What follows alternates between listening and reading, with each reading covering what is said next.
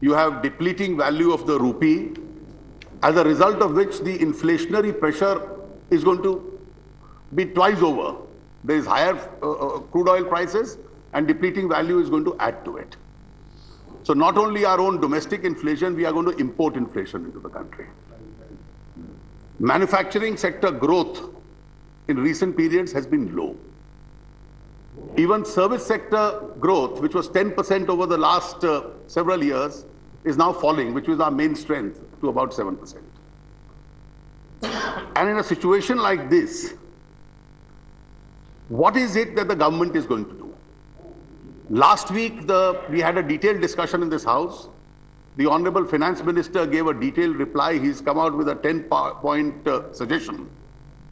But I must say that the 10-point suggestion is a discourse in economic theory. We all know that fiscal deficit must be contained. We all know that current account deficit must be contained. We all know in this situation that our exports must increase.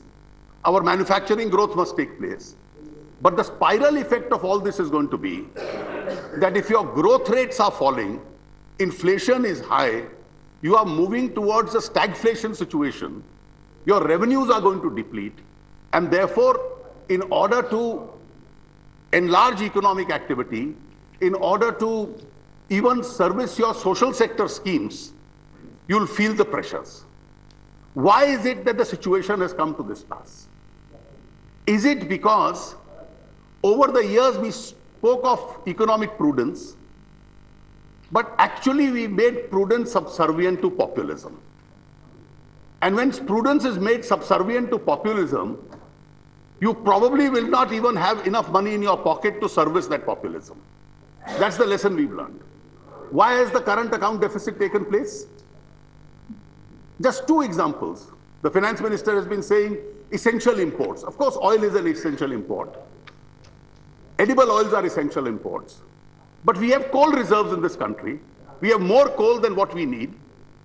For the last 6-7 years, it's the mismanagement of the coal economy, as a result of which we have to spend $20 billion in importing coal into this country.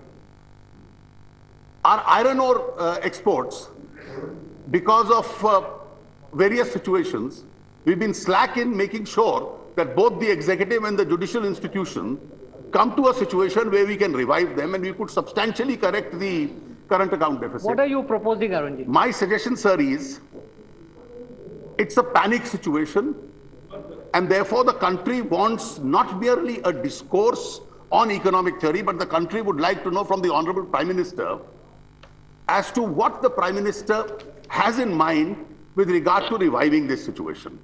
In a democracy, the buck stops with the Prime Minister, it doesn't disappear with the Prime Minister. And therefore, since the Prime Minister has been silent all these days on this particular subject, and I do believe he's the best person who can address us on this, the Prime Minister must take the House into confidence and the country into confidence about the steps he wants to take up to get the country out of this situation. And therefore, honorable members, when they want to seek their clarifications or express their opinion, should be allowed to do that.